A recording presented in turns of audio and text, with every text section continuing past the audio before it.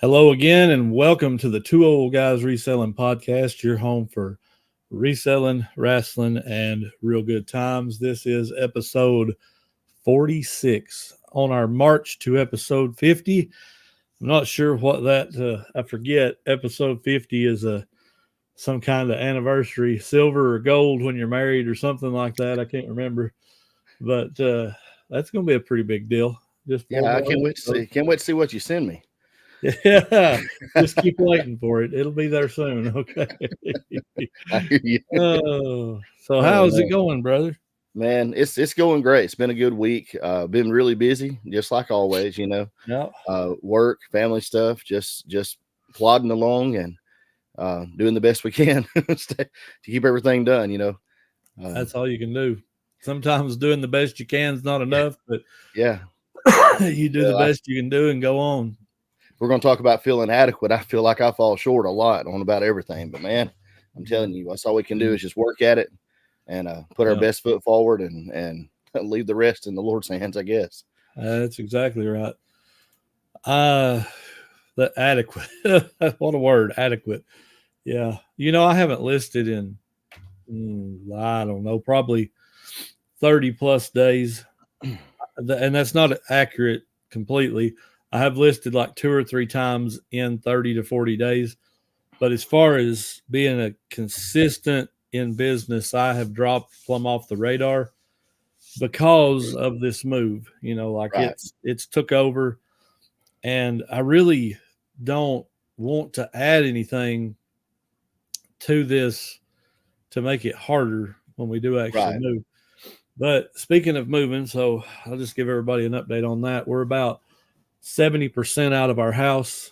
We have to move beds and whatever furniture we take with us, and like clothing, personal stuff like bathroom stuff, taking showers, and hygiene stuff, just that kind of stuff. But we've got enough of that stuff. We could probably go ahead and set up the other house all fresh and new, and then not have to, like transition quickly and get it set up in a day or whatever.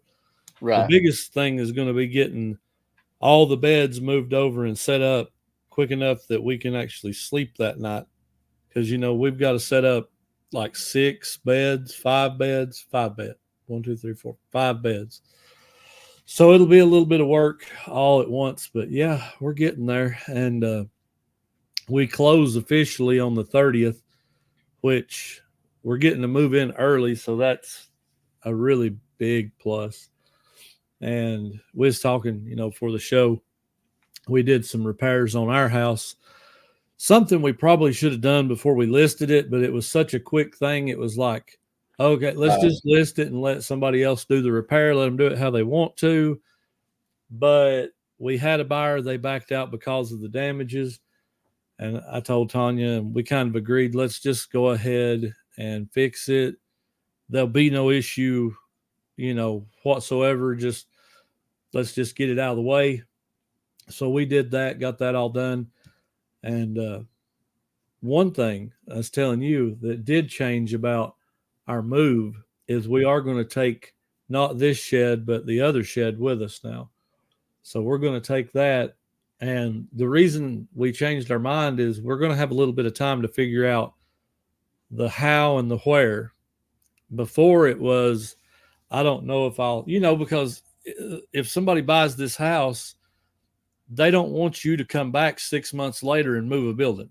Right. They want to live here. So, but if I'm out there for 30 or 45 days before I have to be out of here, I've got time to get it out before they get in. So, and I could see, somebody might give you 30 days or something like that, but you've also got to get the moving people signed up and lined up. And if you don't get them in time, they may be 6 weeks out. So, right.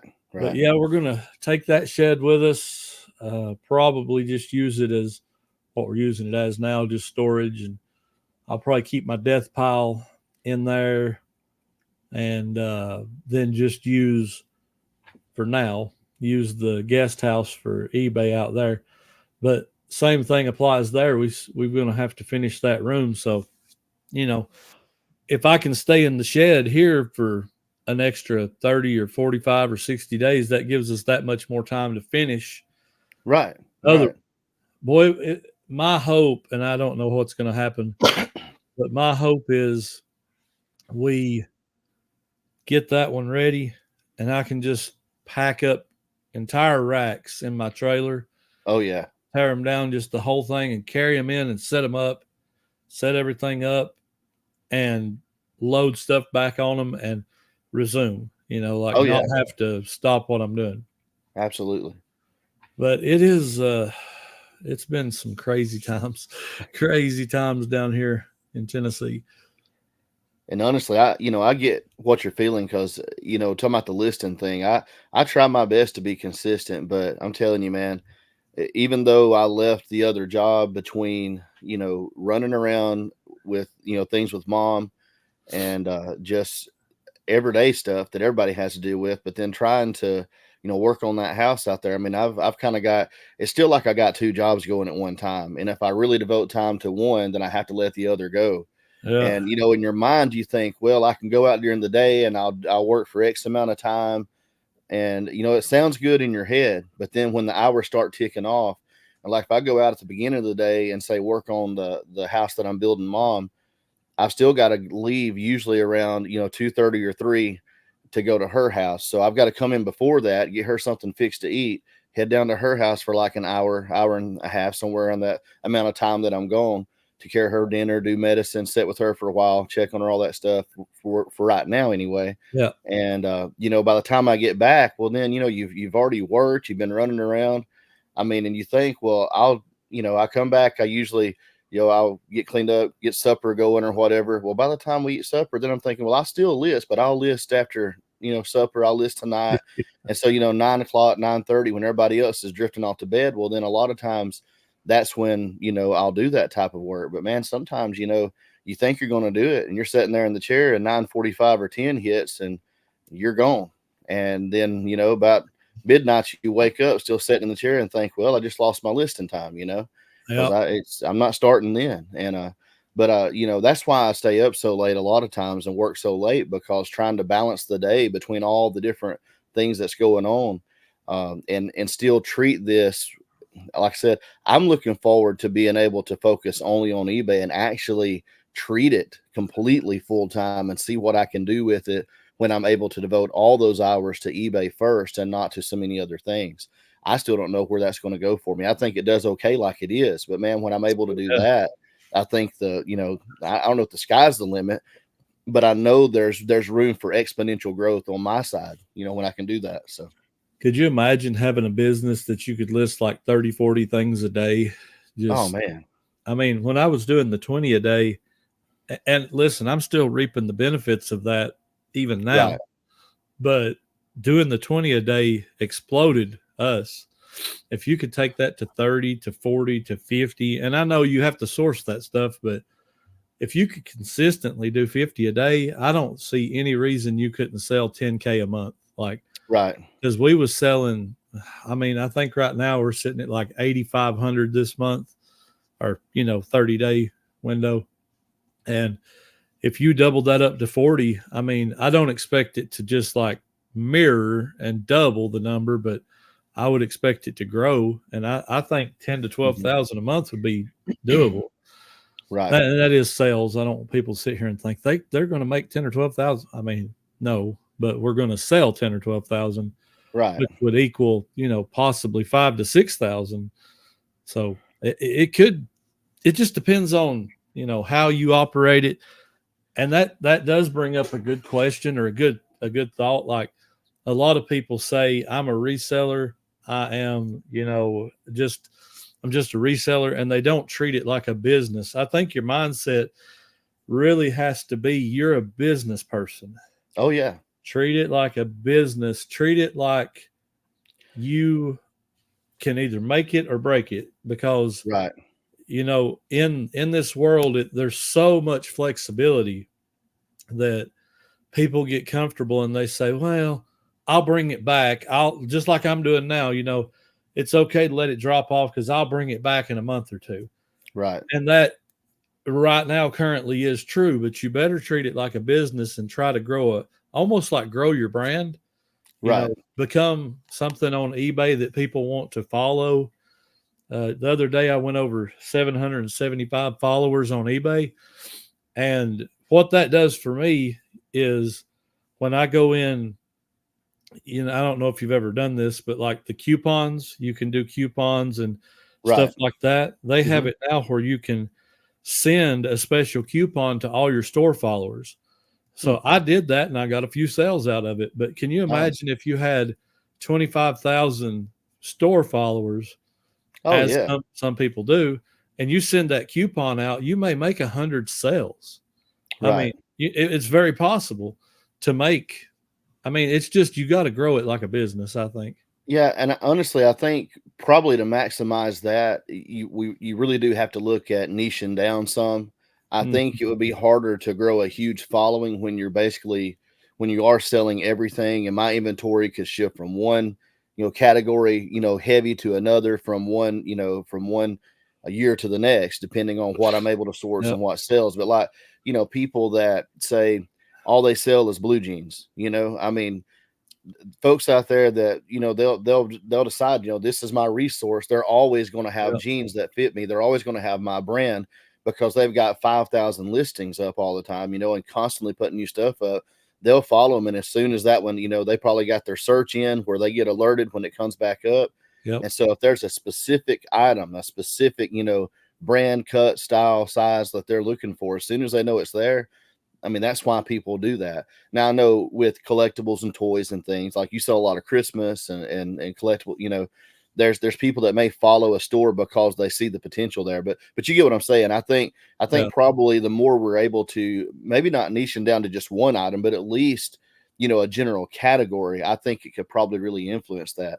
But I mean, I know I'm going to be an everything seller probably from here on out. And it's still good to have followers. Like you said, if you got followers, you can send coupons. That's awesome. But if you niche down too, well, there's two things. If you can grow your business to a certain point, you will get a little bit of attention. People will figure out who you are, and you may get approached by certain individuals to sell their product. It's kind of like I told my wife, you're testing your management skills running your own business. Oh yeah. And if you can run your own business successfully and make X amount of dollars, somebody else looks at you and says, well, I could trust this person to take care of my stuff as an agent, like a third party or whatever. Right.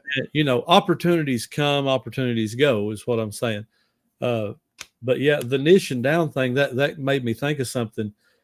Have you ever thought of doing this? And I have thought of doing this a time or two, but it would create more work, more to keep up with. But I have thought about doing like you have the Old Paths eBay store, then you have the Old Paths video game store, then you have the Old Paths Christmas store. You know what I'm saying? Like have a few different eBay accounts and have a few different niches, like your general one.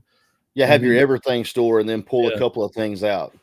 Like, if you sell, like you're talking about clothing, over here you have a clothing store.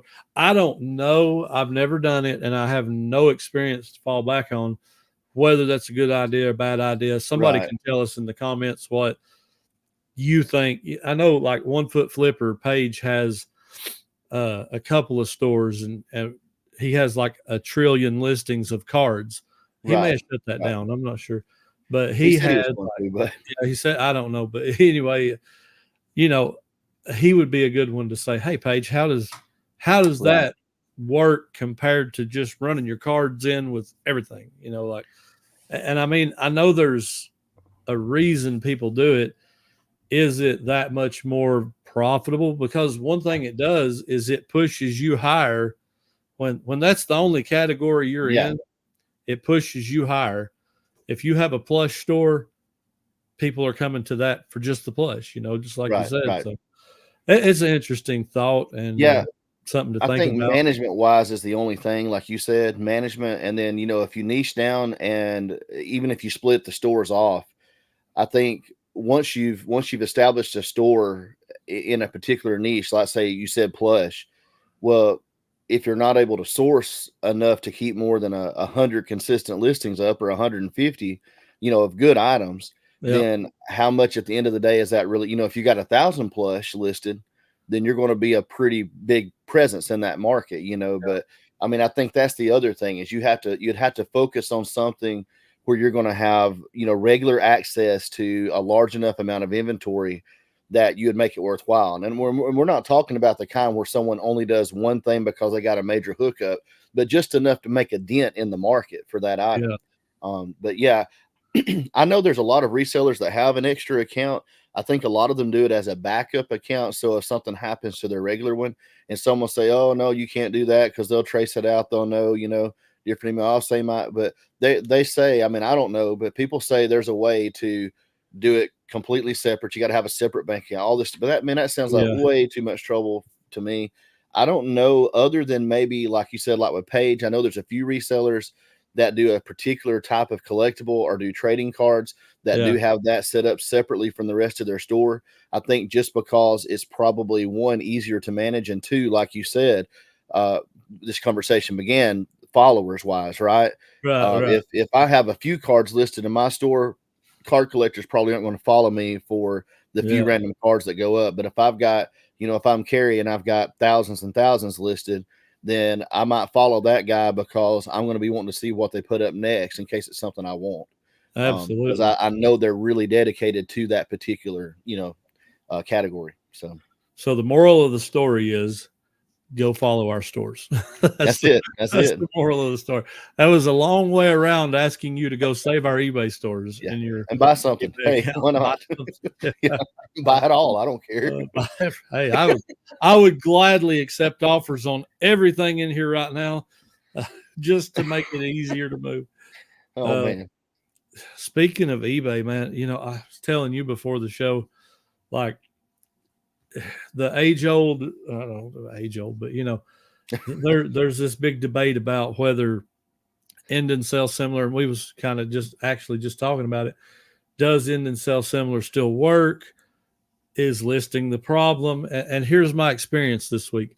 So I decided, because sales did slow down a little bit, we had like 27 orders for over $600 this weekend. Still a good amount of orders, still a good dollar amount, but you can obviously tell it dropped off from 50 to 26, 27, from 1,400 bucks down to 600. Right. So it did drop off. So I was like, okay, it's time to redo it. I'll redo it.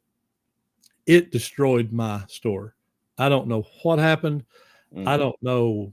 I did nothing different than any other time. I ended and went back in and sold this similar. I done a complete reset of my whole store. Everything went back up brand new. And the next day I'm checking my promotions dashboard, my advertising dashboard, and my day that I did it, my organic promoted was up quite a bit, but my promotions went, like paid promotions just dived. Mm-hmm. I'm like, that's weird. And for 3-4 days, maybe now, the paid promotions has been running like 50,000 impressions. Now, to some people, they may be saying, wow, that's really good. It's good, but I dropped from 300,000 to 50,000, and it has not come back yet. Now, it might today, it might tomorrow. Sometimes it does that. It'll just dive off and come back. But it's so weird. I don't know what happened, but I know my promoted listings has took a dive. And I've still been running the offsite ads. It died. Like the graph will show it, you had 50 clicks today, 20 today, 30, 50, 70. It went to 0, and it's been on 0 for 4 days. It's like everything promotions died. Right. In my eBay store. Now, I don't know how true this is, and there's a couple of things in this that I think is interesting. Number one, I know that you have a regular practice of ending and selling similar, but you don't normally do the entire store at one time, correct? No, that I do that. that is a very spread out thing for me. I might do it like once every 6 months to a year. Right. Just because, like I can do like wait till they've got 4 or 5 days left and I can do 200 the way I was doing 20 a day. Right. And then just redo 200 and I'm good for like 2 more weeks, 3 weeks, whatever. Right. That's what I was assuming. Like you usually focus on just whatever is oldest currently in your inventory, right? Mm-hmm. And just take that bottom 200 or whatever each time to keep it fresh. What I was going to say is I don't know how much it impacts. I haven't really, I do a lot of research. I like to watch those types of, those analytical videos and I dig a lot, just curious about the algorithm, curious about how these things work. And I know there's a side where, well, you got to use it to, well, no, I've said this before, even before I got into eBay. I spent not just months, I spent probably a couple of years of research and watching videos. I mean, before I do something, I like to really feel comfortable, know as much about it as possible. And that doesn't mean I'm going to get it right, but I want to eliminate as many mistakes as I can up front. And so like on the promoted listings and as it pertains to the end and sell similar, I don't know, but I would assume that, just like, when you make a change, some of it's instantaneous, but some of it is not. Yep. Like if you change your sell up, it might say these changes may not be reflected for 24 hours. Right. Well, if you end and sell similar your entire store, so how long does it take for all that to 100% be, reset? And then once it is, how long does it take for those to cycle back into all of the pages across eBay, across all these countries and our across all the states where people are pulling it up, and they're looking at this category, or this item, and it's got an ad on the right, or they click on this item to buy and it shows them all these other options and yours pops up because you're paying for promotions. How long does it take your items to find their way back into the rotation to where they do get those promoted views, and it is getting those impressions that you're talking about. So I can see how if you do a percentage of your store, like 200, you might not see as big of a change in your overall promoted impressions.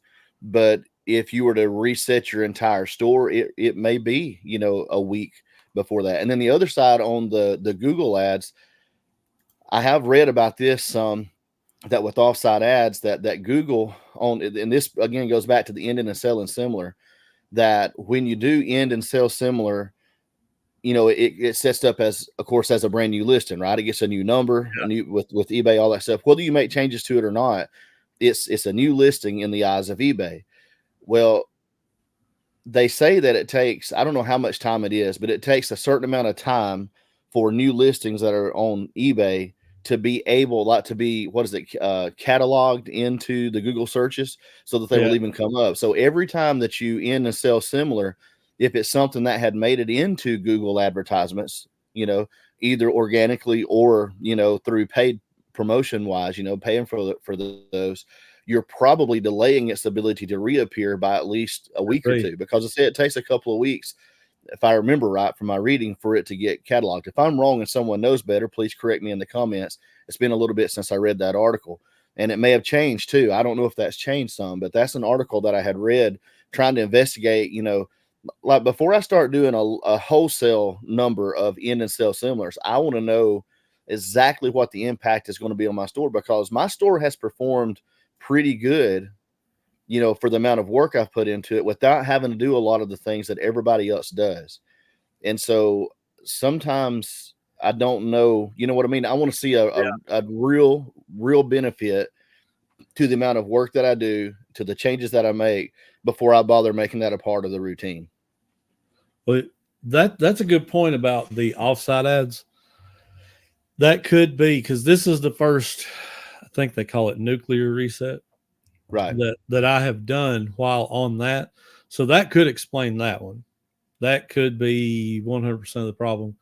But I just looked at the last 13 months of my promoted listing activity, and that includes every time I've reset the store, probably a couple times in there, 2 or 3 times. Mm-hmm. The lowest it ever got was 105,000 on impressions. The highest it ever got was 410,000. Yesterday, the day before I ended it, 210,000. The day I ended it, the day, after, 80,000. Yesterday, 67,000. And today, so far, 14,000. And that 14,000 is probably going to be on par with yesterday. But my organics shot up to 63 and 60,000, where they normally run in the 30,000 range. So, and that makes sense. It has to have something to do with I haven't been listing also. That I know that has to have something to do with it. How much it makes sense because of the eyes being at the top of the search results, being a new item, it's gonna immediately appear near the top to begin with. You get probably what it depends on the category, I guess. In a really flooded category, you might not get but an hour or two, Yeah. If it's a clothing category, say, if you're selling a pair of Levi's and you relist it, you don't have but a small window that it's going to be one of those fresh results near the top, simply because of it being new. But if it's and I think that's the other thing, if you're ending and relisting items that, if you look it up on eBay, there's not even 50 of them on there, maybe, I mean, I don't understand. I don't know what the benefit of that would be, because that's just replacing, you know what I mean? Anyone that goes in, if it's a, if it's a collectible or something like that, or something kind of more unique, I think the people going to look for those are going to look for that exact item. They're not just stumbling across it most of the time, If I started collecting Ninja Turtles, I'd be looking for a specific one, and I'd be combing through the various ones, looking at prices, looking at condition, looking at photos.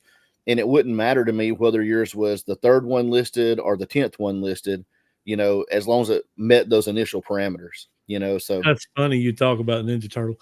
I sold a Ninja Turtle today. And as I've been moving stuff in here, I've been finding stuff, and I found this guy and I'm like, man, I could keep him and take him with me. And I was looking at him, and he's the Michelangelo pizza shooter. He's a new one, but I was like, he's like $10. I could put him on the wall. I was like, I don't need nothing else. So I threw him back in the box. That night he sold. I'm like, okay, I get no time to think about it. But ain't that weird? Have you ever had that happen? You touch something, mess with it, look at it, and all of a sudden, boom, it's gone. Yeah. Or you start thinking about this item that you just knew was going to sell, and it's been around so long. And then the next day it finally, like out of the blue, it's like, wow. It's so weird. Like, I don't believe in coincidence, happenstance, luck, all that stuff. But it is weird how that stuff happens from time to time. It's just like, I don't know. Of course, if we made a list of everything that we touched and didn't sell the next day, that would probably be a lot longer. Yeah, because when that starts happening, I'm going through like, hey, let me touch everything. Yeah. I'm just saying, it's bound to happen sometimes. As many things as I move around when I'm pulling orders, I mean, it's bound to happen. Yep. I'm walking through the shed with stuff in my arms, just carrying it around. Give it some love. Yep. Yeah. Oh my goodness. But yeah, the end and sell similar. We may save this for maybe next week to talk about it a little bit more. But I think it's there's a ton of debate about it. We've talked about this. I don't practice it a lot. I'm going to talk about it in my video. What I have done is more the optimization side. When I talk about I've ended and did sell similar, I've gone in, dropped the listing, but to make changes to the listing. So you can edit your listings without doing that. But if you're going to make edits to them anyway, if you've decided that particular item needs work and it's been in your store for a while, then you might as well go ahead and end and sell similar while you're at it, because not only are you making those changes in price, description, title, whatever, but you will also, like we've talked about, be able to push yours back to the top of the search listing for a period of time. But I think that balance between just a generic end sell similar, relist to reset the items versus thinking about, okay, why is the item not selling to begin with? Yeah, you may pick up a few sales in those really crowded categories, where it's oversaturated because your item suddenly is near the top of the list and someone's just looking for that item that sells for about $10 and they see yours first next when yours is kind of drifted toward the bottom. But for a lot of items, that's not the problem. That's not the case. And so if you've relisted it 3 or 4 times, there's other things I think to consider, just continuing to do that. I think we mentioned this a few episodes. The definition of insanity, right, is doing the same thing over and over and over and expecting a different result. We sometimes you got to back up and say, okay, what am I doing? What am I potentially doing wrong? Or maybe at least what could I do different to create a different result? Because none of us need, and that's what I was talking about in my last video that I released, none of us need 500 items that are still going to be here next year and the year after that and the year after that. And so most likely within, say, a block of 500 items, there's quite a few that if we were to go back to a yard sale and see it, we'd buy it all over again for the same price, because all the evidence suggests that it should sell, and it should sell in a pretty, reasonable amount of time. So why hasn't it? Right. That's the question I think we need to ask. And I think sometimes we watch these videos about, just in the sell similar, just drive your sales like crazy. And we get in this mindset that we don't have to be any more analytical than that. We can just blindly do this one thing, and that fixes everything. And there's no broad brush that we can paint eBay with that this is the solution to everything. And I think most of us know that, but it's very easy as a reseller and watching videos, especially if you're a newer reseller, to get caught up in those things. And then it's also very easy to get established in a routine practice and never get out of that routine enough to see the benefits that you could have from making some changes. So that's me. I get in a routine, and I do too. It makes you wonder, like, why is my Beanie Baby not selling for $40,000? Probably because you bought it. It's a great Beanie Baby. Like, somebody wants this, and you've had it for 17 years, and I'll end and sell similar one more time. It'll sell the next time.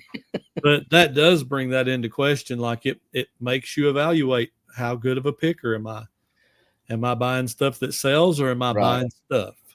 Because you can have 50,000 listings, but if you ain't got 50,000 quality listings. And sometimes it pays. I'll say this. Sometimes it pays. There's a lot of reseller educational material, so to speak, that is straight from eBay.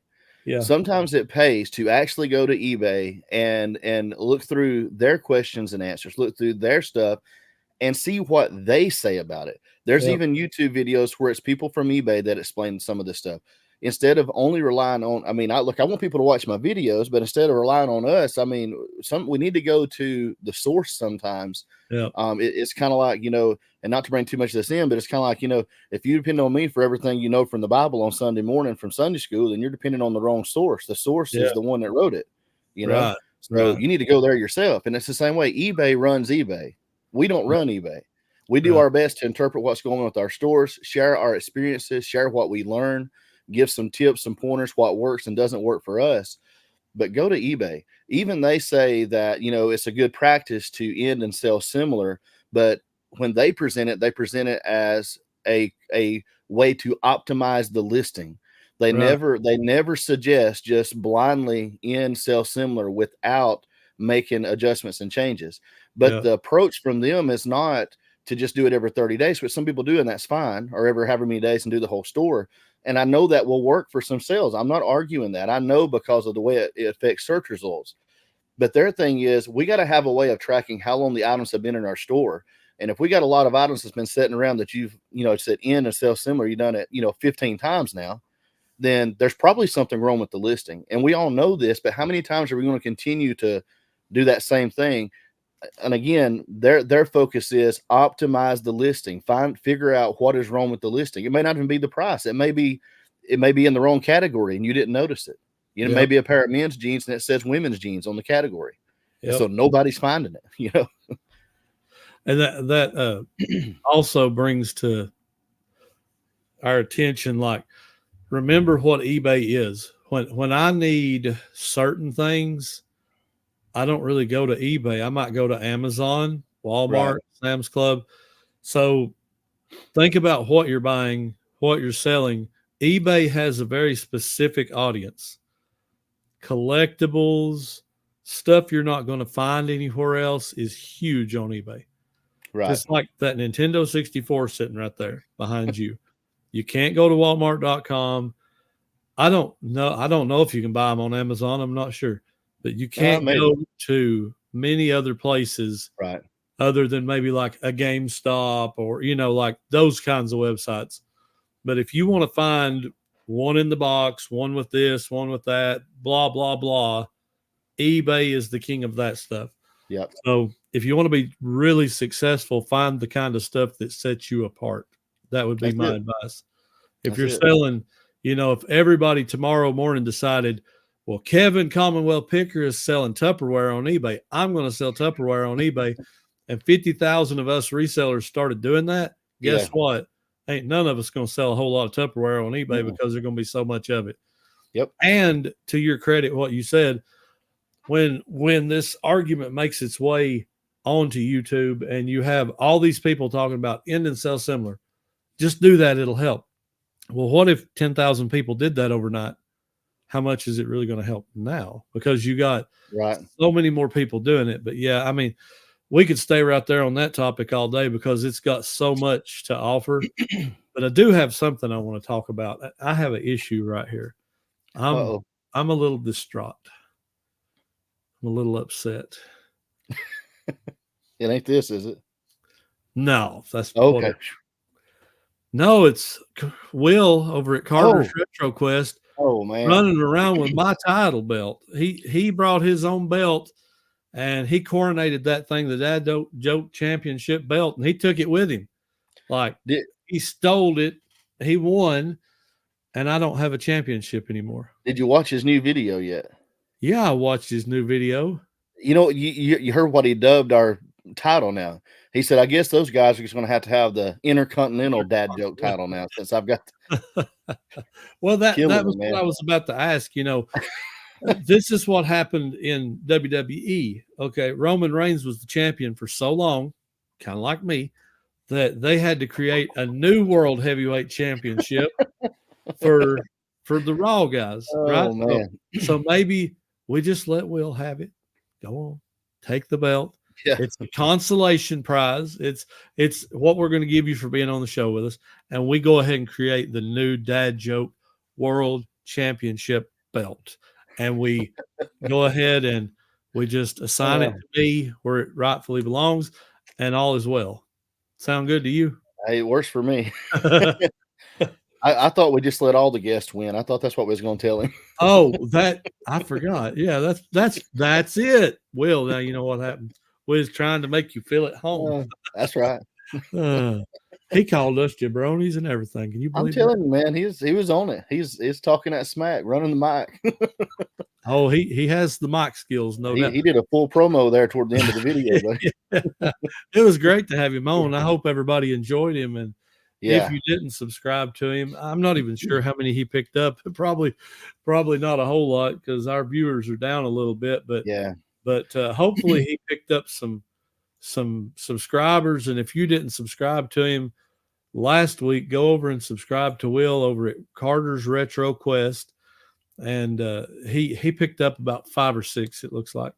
So that's good. But we'd like to see him get higher because he's one of these relatively small channels that I say relatively small. I'm relatively small. You're relatively small. We're all relatively small.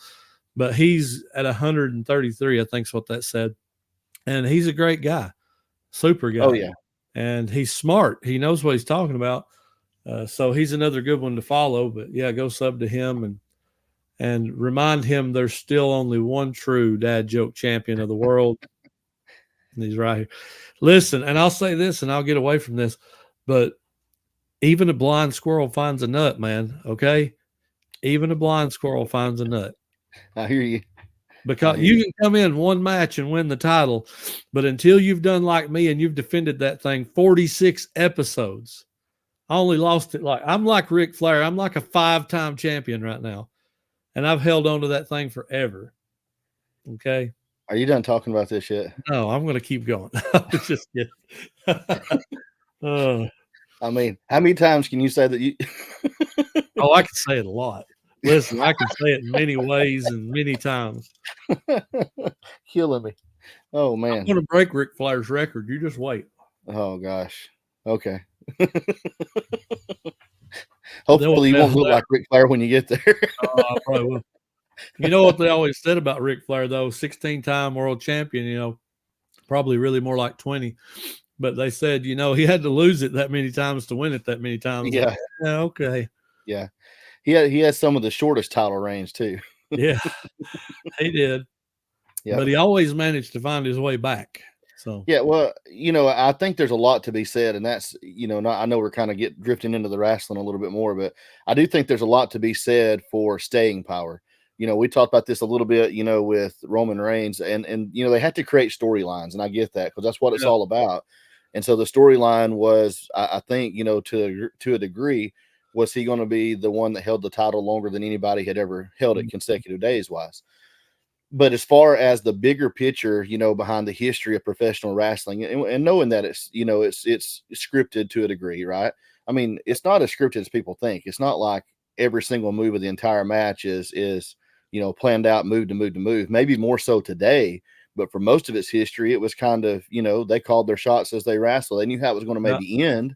They had their finishing sequences and stuff. But anyway, I'll get away from that. What I was going to say is there's probably more to be said for someone like a Ric Flair or even a Hogan who has longevity, the staying power. You look at the impact, and even some, whether they were even a champion or not, that they continue to be, because Undertaker is one of the greatest ever, and he don't have the championship resume that some of those guys has. Yeah. But his entire, career pretty much, after maybe not the very earliest days, but for most of his career, he was a main event wrestler. Yep. I mean, and once you reach that point where you're a face of the organization that you're associated with, and you're able to maintain that for 20, 25 years, that you continue to be someone that commands a main event, I mean, that's a big deal, And even if it's not the main event of the night, if you're one of those top 3 matches without a doubt, going to be one of the top 2 or 3 matches at every pay-per-view, all the time. I mean, to me, there's a lot to be said for that. Whether you have like Ric Flair 16 times held the title, or maybe just once. But if you've maintained your position at the top, there's guys that were heels that fought for it more times than some people held it, but never really got to have the title. But they were always in the conversation and always, a big part of what was going on. So, and I think in life, that's what it comes down to as well. I mean, we can't all we live in this generation, everybody's a winner, everybody gets a trophy. But the fact of the matter is that's not how life really works. But if you are staying, like as a reseller, there's always going to be people outsell me. But if I will do the best that I can do, same way with you guys out there. I mean, if we're doing all we can do and at the top of our game, given our circumstances, given what we have to work with, then there's a lot to be said about being consistent and staying at the top of your game for what you have and what you have to work with for a long time. What we need to try not to do is make excuses for ourselves. Don't know how I got there, but Are you looking for a participation trophy or something? No, I've got some of those. And the dad joke championship. No, I won't need that. It's not going to be that way forever. There's going to be exchanges of title. I've had it twice. I mean, I feel like you forget that. I try. I know you've had it more times than me, but it's not like I've never won. All I got to say is, to be the man, you got to beat the man. Woo! That's right. That was kind of sad, but I'm going to let it go. Yeah, well, I can't woo very good. Listen, disqualifications don't count. Countouts don't count. You got to beat me by pinfall or submission. Okay? Oh, man. Lord have mercy. Oh, gosh. Okay, yeah, we ruined the show now. Okay, so while we're here, let's go ahead and hit the This Week in Wrestling History. Okay. We need to make I've got this. I think you brought this up once before. We need to make theme music and a little intro package to this topic. Oh, for these, I think so too. Yeah. I think each segment deserves one. Yeah. Just a little short one, I need my own intro, walking out with the title. Like, I walk out and I do the whole, standing on the ropes. I might have to figure that one out. Make my little intro package, and then if you win, it'll be like me handing you the title that week, respect, shaking hands, and then cheap shot, take title and run off with it, that type of thing. I've got this all thought out. You put way too much thought into this, I'm telling you. I put a lot, way too much. So, all right, This Week in Wrestling History. So, my personal favorite on this list is back in 1999, WCW Spring Stampede. Diamond Dallas Page won his first ever world title. I remember watching that, and I went back and watched that again. Not the whole match, but it seemed like 1999 was late, like too late. That didn't seem right. It seemed like it should have been like 96 or 97 when he was the champ, but he wasn't. He didn't win that thing until 99. That seems so unreal because if you remember, WCW started going down the drains in 2000. Like late 99, 2000, they started doing stupid stuff. Really stupid stuff. So I guess to me, it just seems weird. I thought Diamond Dallas Page was the champion earlier because I remember him fighting Hogan, him and Karl Malone, Hogan and Rodman, but he never was champion during that time. So that's so odd. But my memory, don't work right all the time. Then in 2014, the Ultimate Warrior was put into the Hall of Fame. He came back to Monday Night Raw, gave his retirement speech, Hall of Fame speech, goodbye speech, whatever you want to call it.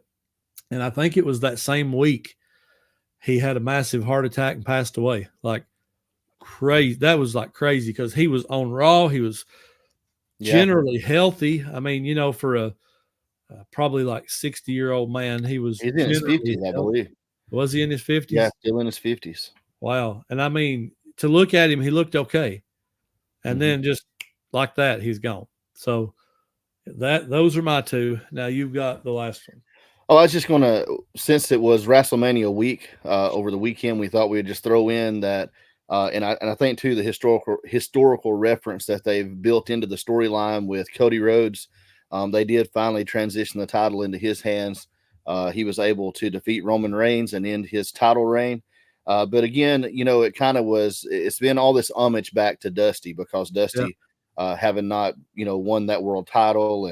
And so it's kind of, that's why they've been saying completing the story, not just for him, but for the family and for his dad. And I think that's pretty good. Like that unwritten chapter that everybody thought would happen that never happened for Dusty when he moved over. And so I think that's pretty cool. I know there was a lot of opinions about it within the wrestling community. The fans have some pretty, fans of wrestling, true fans, and I don't know that I could even paint myself as that. I mean, I follow it some. I was when I was younger, but like true fans, I mean, they're rabid. They have very, very strong opinions. It's kind of like NASCAR, you know what I mean?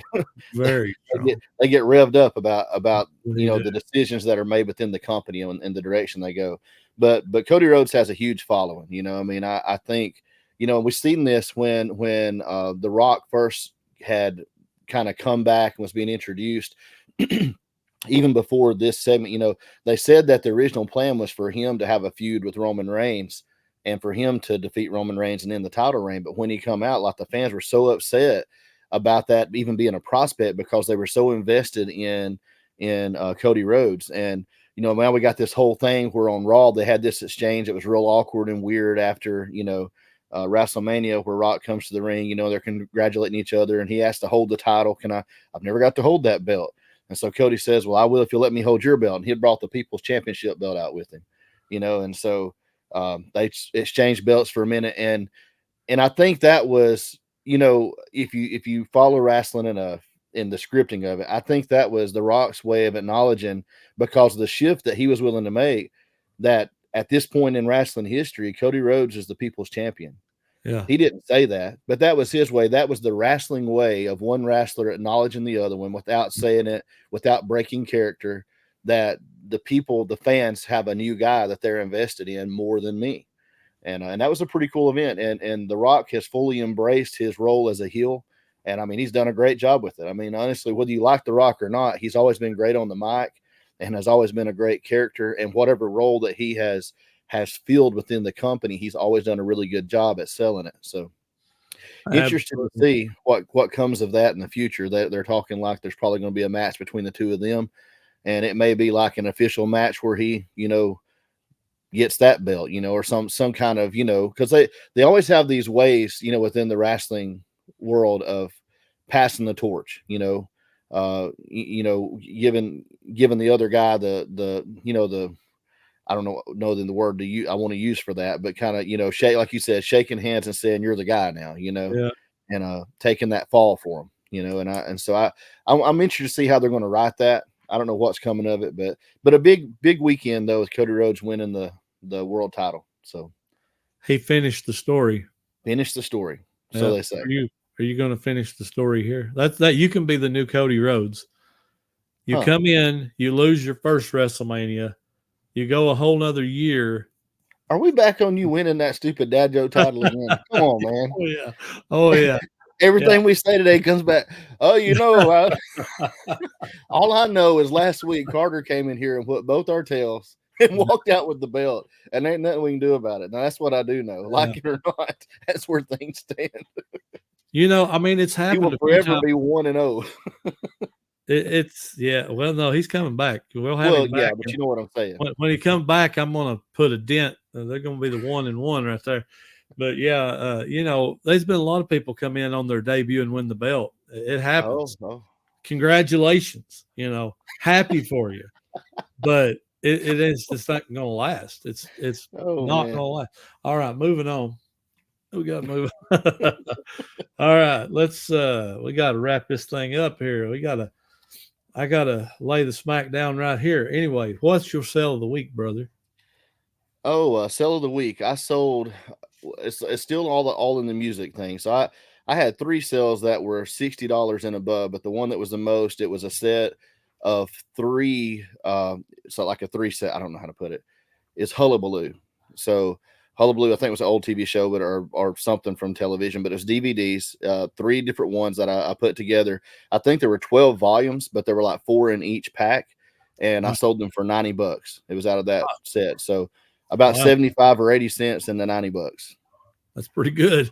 Yeah. That's pretty. You've got me this week. I just went for the quickest and easiest because it has been a little crazy around here. And I'm going to use, you know what? That's good. I'm going to use that as my excuse for losing my belt this week. I've been really busy and overwhelmed, and we're moving. So that's why. Okay, moving on. Weakness is weakness, brother. Hey, now. Come on. How did I know something like that was coming? Anyway, so I sold a Mackie cardioid. I don't know how you say that. Anyway, a condenser microphone for $45.96. Had this thing forever, and I thought eBay was coming back last night because I sold like 4 or 5 all at once. But happy to have that sale. Happy to have any sale at this point. All right, what about comment of the week? What you got there? I went with Reselling with Woody. He just really complimentary comment, but he said, great podcast, fellas. I always enjoy the show. Good, honest people. Thanks so much. And Woody's a great guy too. He is. I haven't checked him out. Check out his channel, Reselling with Woody. Yeah. Good friend of the show and becoming a friend outside of the show. So really appreciate him.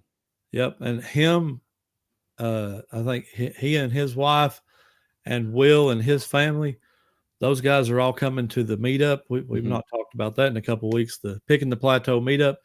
If you're not coming to that, that's another reason. You can meet Will Carter. You can meet Woody. These guys are new YouTubers, great guys. Follow their stores, follow their channels. You can meet Josh. You can meet the dad joke champion of the world multiple times over. You can meet Lucky 7 Auction, Rocky Top Picker, Beard King Picker, Soda City Flips, Easy Pickings. Going to be a lot of cool people there. Laura, LKG Sales. Going to be a lot of awesome people there. And congratulations to Chris. Did we mention that last week? I think we failed to mention that. I don't know. I can't remember.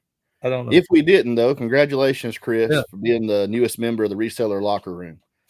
Is that something we should congratulate him for? Or well, he's definitely going to improve the. Oh, yeah. Well, okay. There you go. I'm just messing. But no, it's a good group of guys that he's going to be with. And I know he's really looking forward to it. And we're excited to see him on there. And the first few shows have been really good. They did a live Friday. If you haven't checked that out, go check out their live. And I think, is it 2 episodes now he's done? So yeah, sounds right. I'm out of all of it. I haven't watched. You've been disconnected, so my plug is pulled out, and somebody took the cord. I'm not even sure where it's at this point. So Chris Easy Pickins, go check out his channel. Cool guy, great guy, awesome sales. So I'll give you my comment of the week, and then I want to touch on something quickly before we do our dad joke, before I beat you before we go. So Nick Picker 158, his entire comment just said will. Oh yeah, I remember that one. I did not overlook it. I remember that one, and I'm never going to forget it. That hurt. That one was just like, let me stab you in the heart as quick and as easy as I possibly can with as little as possible. One word, will. Oh, that hurt. Hurt bad. Cut deep. Rough. All right, moving on. So I don't know. Well, get ready. This week there's going to be some comments that just say, Josh. Lost. No, just Josh. They're going to say, Josh. No, they're going to say, Caleb, check, Josh X. Oh, no. Let us know who wins. Yeah, we need to know that for sure. So I don't know if you've seen this. I don't know how I seen it. I don't think I follow these people. I'm not sure if I do. On Instagram, eBay Reseller Secrets. They put out a post that says, are you tired of reselling podcasts? This influx of YouTube resellers all having their own podcast is hitting a breaking point for me. They go over the same stuff that they talk about on their flip and ship and picking video channels. How many times can I hear about what you sold and found? Seems like a cash grab for more YouTube money rather than providing anything different or interesting information. That is what we're about, folks. I'll just let you know right now, this is a cash grab. The Two Old Guys Reselling Podcast is all about the money. We have about $15 right now that we are grabbing and holding on to. It only took us 46 episodes to get it. That's it. And when we're rich and we've got $500 in the bank after 700 episodes, I'm not going to even talk about it anymore. Because now, I mean, here's my thing. If you don't like reselling podcasts, don't watch them. That's it. If you don't like YouTube channels about reselling, don't watch them. You know what? I don't care for certain television shows. I don't care for certain music. But I'm not going to go, and I'm not trying to be mean, but I'm not going to go on Instagram or Facebook and say, I wish they'd quit making this music, or I wish they'd quit making this TV show, because I'm tired of seeing it. Right. I'm just not going to watch it. That's the simple and easy thing to do, is just don't turn it on. And I'm not trying to run anybody off, but here's the thing. If you don't like listening to us, I wouldn't want you to sit there and listen to us and be bored or upset. I appreciate every single person that comes and listens to this show. Every single supporter, every single subscriber, appreciate every one of them. Right. But if you're bored, it would not hurt my feelings at all if you said, I'm just going to stop watching. That's fine, because I'll tell you the truth about me. When I get bored with something, I generally don't put much of my time into it. And I'm not talking about, like, here's the truth of the matter. Those guys we was just talking about, the reseller locker room. And by the way, we didn't make the post either. It was just the reseller locker room, the reseller island podcast, trash to cash, clickbait guys, reseller leftovers, and full. What was it? What do they call it? The one that Chad, Quirky Picker, and the other guy does. I can't. Full-time flippers. Yeah, full-time flippers. They made the thumbnail. We didn't even make it, and I'm like, maybe they're not sure who we are, but that's okay. But I don't want to discourage people's, ambitions and dreams of what they want to do. I just don't think that's positive use of my time. Right. Because I'll be honest with you. I could go around and give you a handful of reselling content creators that I probably wouldn't watch just because of the way they present it. Right. But why? Then I'm just tearing people down. Instead, I can say, go find what works for you. Go find what you enjoy. Go find what helps you. and participate with that, Right. But Absolutely. I mean, as I Well, said, the locker room guys, they're great guys. Do I watch every episode? No, I do not. Not because I get bored with them. That's not even close to that. It's just no. because I'm busy. But if I've got time, I will turn them on, let it play, listen to it while I'm working. And you say, well, why would you do that? Why would you? Part of it is I'm supporting my friends. It's not about making them rich, because those guys have made just probably about as much as we have. Yeah. And I can tell you, every one of those podcasts that was listed, with the exception of Trash to Cash, are probably in the same boat we're in. They're not really making money. I mean, Trash to Cash, people can say what they want, but they're not killing it. No. They're not making enough that they can sit there and just do a podcast, and that's all they're ever going to do. Oh, and they make jokes about that themselves, because by the time they split what they make 3 ways, it's really not that much. It's not that much. That's not a major. It's more of a time commitment for them than it is a source of income. It is. I guarantee you that couple of hours they spend a week, plus whatever time they use to edit, could have made more on eBay. I guarantee they could have had a whatnot for that time and made more. Oh yeah. I mean, definitely. So anybody that says this is a cash grab, it's not. And over on my personal channel, I am monetized now. I've made $60 in 4 videos, $60. One of those blew up and was 2K. The other ones are not that big. So it's going to take me like 3 months to get a payout of $100 on YouTube. So again, I don't know what kind of cash we're grabbing at, if it's singles or what, but it's not about the money. I've never done this for the money, and I know you're not doing it for the money. No, I mean, it's just silliness, I guess. And everybody's entitled to their opinion. This guy can think what he wants to, or girl, or whoever this is. But in my world, and I did comment on it, I said we throw a little wrestling in there where it's not the same, just to try to be positive in that world of negative. And it's I don't know, it's fine, but it's just sometimes people, I've said this, a lot of people want you to succeed, but they don't want you to pass them up. So they'll sit there and cheerlead, they'll wave the pom-poms until you get bigger than them, and then they're like, what's the deal?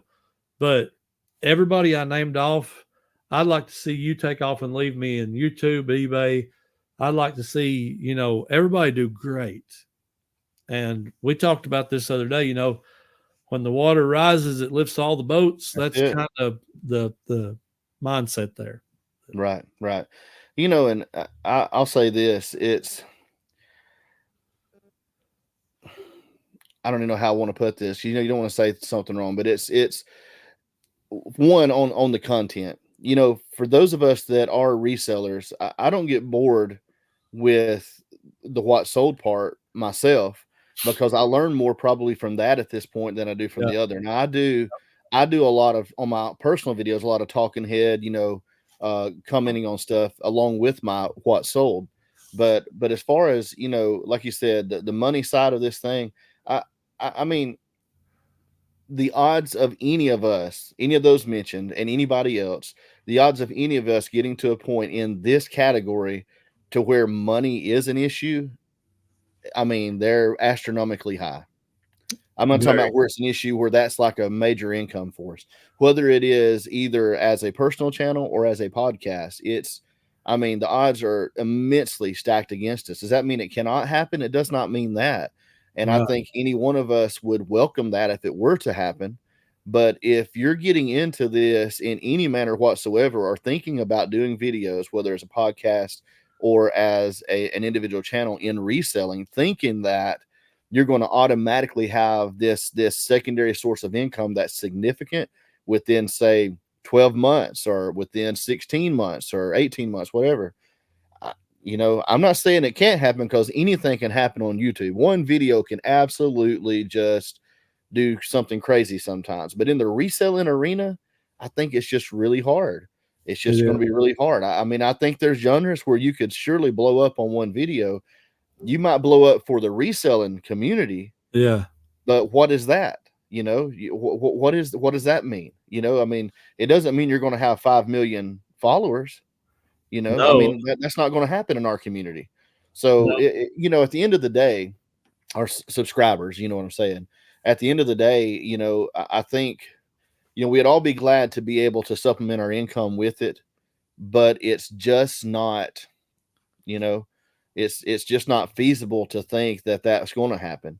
I mean, you cannot plan for that. And for the most part, anyone that thinks that's what we're getting, they're just misinformed. You know, I don't think they even probably mean it in a as negative a way as it sounds. Probably not. They're just misinformed. You know, they're just misinformed. Even I never knew until I started doing YouTube how difficult it was. One, to even get monetized, but two, once you're monetized, to even make anything just because you're monetized. Monetized doesn't mean anything. That means you get a few pennies every video. That's what it means. Yeah. You do hours and hours of work and you get, you know, 35 cents for your 200 views if you're lucky, you know. Yep. And you got to wait till you have it, like I said, $100 in the account before they'll even cut you a check.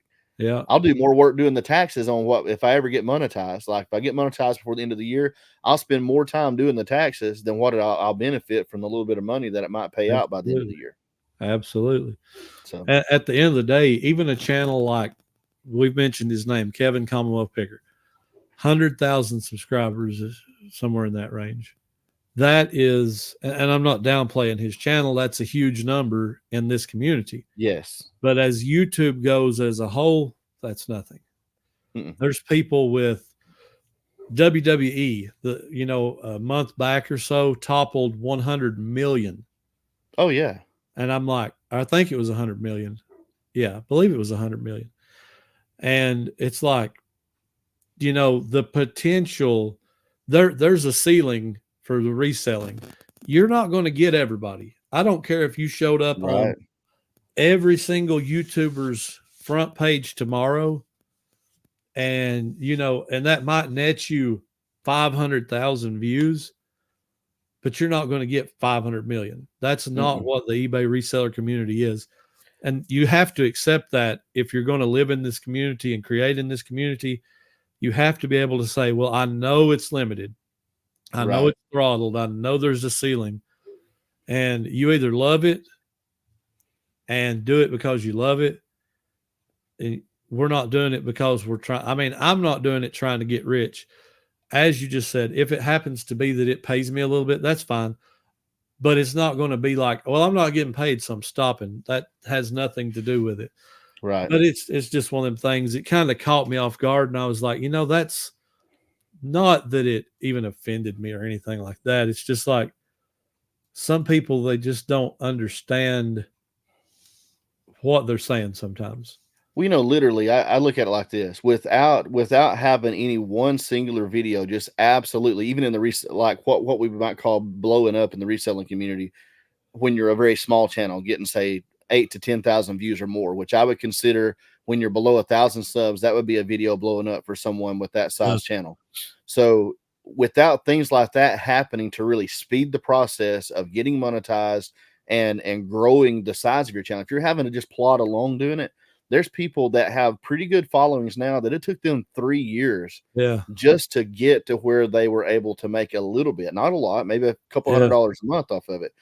But I mean, the way I look at it, and I don't know about other people, but you know, if do it because you enjoy it, right? Don't do more of it than what you can enjoy. Don't make it something that makes you miserable, right? But number two, if you ever expect to have any shot at it being any kind of income, be prepared to invest at least 5 years. Yeah, to be consistently creating content, being present for 5 years, because you're probably going to have to spend at least that amount of time to ever get to the number of subscribers where you're going to have enough income to pull a check once a month from YouTube, you know, to earn enough to average, you know, to at least pull a check every month. And you know, I mean, that don't mean a big check. That means a few $100s, you know. That would be probably at least 2,500 views a video for me, because I'm putting out one a week. So if you're putting out a couple a week, you're gonna have to hit a K every video. Yep. to get a monthly payout of that $100.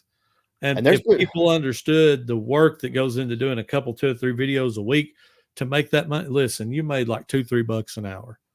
You go work anywhere else and beat that. Absolutely. So it has to be a labor of love. I mean, you either love what you're doing or you just can't do it. I mean, and that's why I say, to me, it's more of a long game. Like I'm looking at, if when it comes to potential for possible income from YouTube, if I don't make it something that I'm miserable at or that hinders my eBay work too much and stay consistent for 5+ years, then 5+ years from now, I may have enough that I can pull a check once a month.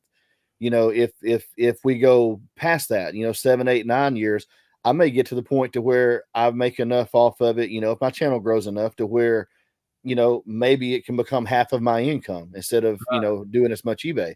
But look, I mean, for people that are looking at this, people don't understand the amount of work, the amount of hours that you will have accumulated in that amount of time just to be able to make possibly what, $800 to $1,000 a month if you've done really well by then. I mean, and then the number of hours at that point, you'll make decent for the number of hours you put into it, but you'll never recoup the literally thousands of hours that you will have accumulated. Just trying to get there. I mean, it's crazy. I mean, 100% true. 100% true. It's definitely not a money grab. That's the point. If anybody could make a YouTube video or two and grab a bunch of money, everybody would do it. Oh, would be. Everybody would do it. Everybody. Now, I will say this. If we were a wrestling podcast only, our potential audience would be way larger. Yeah. I'm not wanting to do that, but I'm saying when you're doing YouTube, if you really have expectations to grow a really large channel, you need to do research about what genres, what niches within YouTube have the larger audience appeal. Because if that's your main goal, if money's the main goal, then instead of what you enjoy or what you're doing, you need to make sure that you're in an area where you're going to get a lot of eyeballs, kind of doing searches in that area. Because otherwise, your growth potential, I mean, reselling is great, but the growth potential is just not there like it is with other categories on YouTube. That's 100% true. If I was going to do one to make money, it would probably be filming the kids shooting guns at stuff, because that type of content does really well. There's a bunch of channels that do well at that. As long as you're interesting and you're doing not the same thing over and over. Right. I mean, they do well. So, I mean, if I was looking to make money, I'd probably go that direction. There's something along those lines, but that's kind of infotainment, like the Reseller Locker Room promotes, like you're learning and enjoying, entertaining, everything. But yeah. Right. And there's nothing wrong with that. The bigger channels in the reselling community are more along those lines. Yes, they're reselling related, but there's so much else going on. And it's more like watching a reality just like everyone loved American Pickers, right? When it was on History Channel, it had a really large audience appeal, done very well. They love Pawn Stars. Shows like that from History Channel are really picking related at the end of the day. I mean, they're very much related to picking and reselling in that genre. But the way that those are presented, it's more for entertainment. And so you can go that way where it's more of a vlog, it's more a follow my life, this is what I do along the way, and you might can grow a larger audience that way. But not everybody's got the personality to do that. I mean, Harry Tornado, not everybody has his magnetism, whether you like him or you don't like him. People say what they want to, but not everybody has what he has. If they did, there would be more channels with a larger following like his that are in our community. I have no problem with Josh, but I'll say this. I like him a whole lot more if he'll talk about us a little bit. That helps. He don't talk about anybody, brother. He don't know buddy that comes to visit. I mean, I understand. And I see that comes from a place of just being playful right there. But I understand he's a busy guy. Yeah. He can't possibly watch all of us and know who we are. That's for real. I can't do that, so I know he can't do that. Oh man, and they're way more busy than we are at this point. I mean, that's the one thing he's talked about that recently about burnout, even for them, that it becomes this burden, this just huge weight that's just following you around all the time. And I think, that's another thing people just they don't realize, that if you're not careful, anything, whether it's eBay, whether it's YouTube, you got to be careful not to let something become a burden to you that's supposed to be something. Most of us that do eBay, that's what I was going to say, made that transition, whether it was part-time to begin with or whatever, and are working toward maybe full-time because we feel good doing it. Right. So the last thing you want to do is turn it into something that ruins your day every day that you wake up.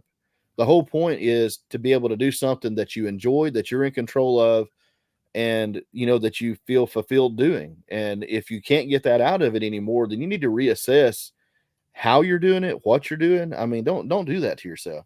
And same way with YouTube. I mean, if you're trying to do YouTube, but all it's doing is frustrating you and making you angry and making your days miserable, drop it. It's not worth it. It's just not worth it. That is true. All right. You ready to add another lost column on your side? I'm ready for the win, brother. Ready for the win. I mean, you might be ready for it, but is it ready for you? Probably not. Well, I think the viewing audience, maybe they'll like my joke this week. I haven't got much love, man. I'm telling you, they've been tearing me up. That's true. All right, here we go.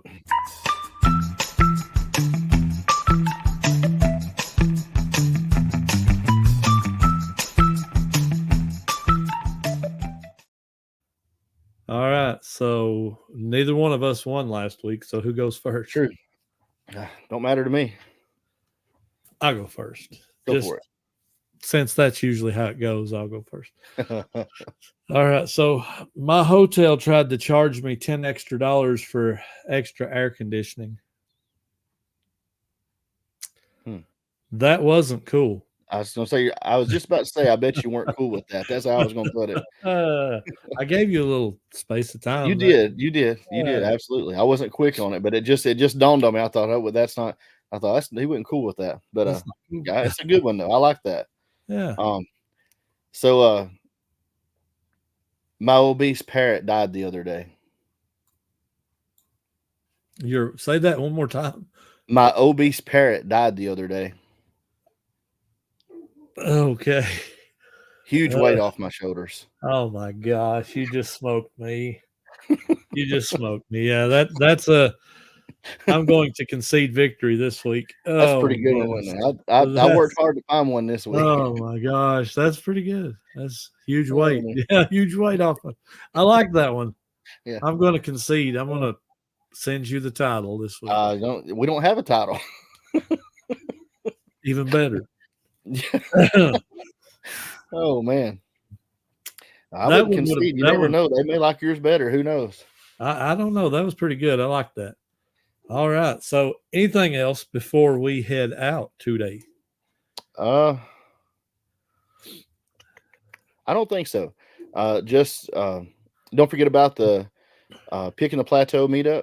If you haven't already, check out the link to Eventbrite. It should be in the description down below. Yep. And get your tickets if you haven't already. We'd love to have you there.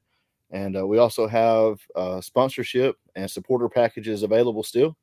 And we'd love to have any of those that you want to do, only if you want to. But anyhow, looking forward to it. Excited about seeing everybody. I do want to say that myself again. I know we say it every week, but it's getting closer and closer. And just can't wait, man. Ready to get up to Tennessee and meet you and the rest of the guys. So 3.5 months. That's 3.5 months. Getting closer and closer. Yep. Make your plans now. All right, guys. Well, that's going to do it for us this week. We appreciate you hanging out with us, spending an hour and almost 19 minutes with us. And we will see you next time here on the Two Old Guys Reselling Podcast. We're out, guys. Take it easy. See you guys.